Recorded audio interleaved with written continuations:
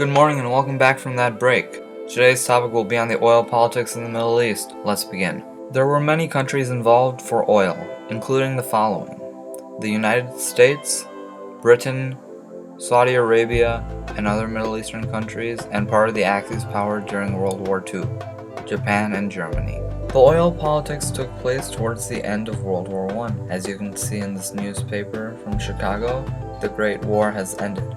At this time, more machinery started to use oil rather than coal. The British allowed U.S. oil companies like Standard to participate in the Middle East for oil resources in the 1920s. However, in the 1930s, serious oil exploration began. Saudi Arabia saw this as an opportunity to get poverty out of their country, so they agreed with SoCal, Standard Oil of California, upon a 60-year contract, in which the company had the right to search for oil on their land. They invested $10 million and made a huge discovery in 1938. As you can see in this picture, this was the first oil rig that was commercial.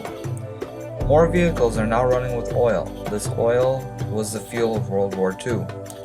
At around 1920, the northern side of Iraq and the Iranian side of the Persian Gulf were the main centers for oil production in the Middle East. But Kuwait and Saudi Arabia came into play when the serious oil exploration began. The US, on the other hand, was producing 63%, almost two-thirds of the world's oil, while 5% was actually happening in the Middle East. The strategists from World War I thought that the next major war would be fueled on oil. Lots of tanks, planes, and other machinery were being produced. Due to the lots of oil that was available for the Allied powers to use, they were able to fuel their machinery and keep on attacking the Axis powers, which later led them to win the war. Even though the US was producing two-thirds of the world's oil, many places were getting it from the Middle East. The United States didn't go to other places for oil right away due to the vast amount it already had. Later, the policymakers were trying to encourage the US oil companies to look in different countries for new oil reserves, as we will eventually run out of oil and depend on others. As I said before, more and more machinery and vehicles started to use oil, such as cars, trucks, and planes. In the 1940s, U.S. involvement increased dramatically due to the U.S. citizens putting more gas into their cars. The industry boomed due to this, but what really made it happen was after World War II, when the soldiers returned home to meet their wives again. And that's when the baby boom happened.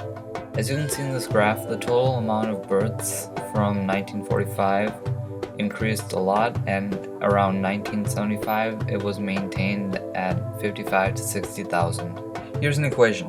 More babies equals higher population, which equals more need for cars and other products. This time period was known as the birth of consumerism. We continue to help and support the Saudi Arabian government, and they continue to give us oil. Here you see President Obama speaking with the King of Saudi Arabia. We helped improve their economy from poor to rich and have a strong relationship with them. Some people in the Middle East from places such as Saudi Arabia, Kuwait, and other smaller states thought that the US military was needed in order to have their own security. But others, including extremists like Osama bin Laden, got very angered at this. He didn't believe in other countries using the Middle East soil, and if the US were to be there, they would spread Western culture, and Osama heavily despises the Western culture. 9/11 was the result of his anger.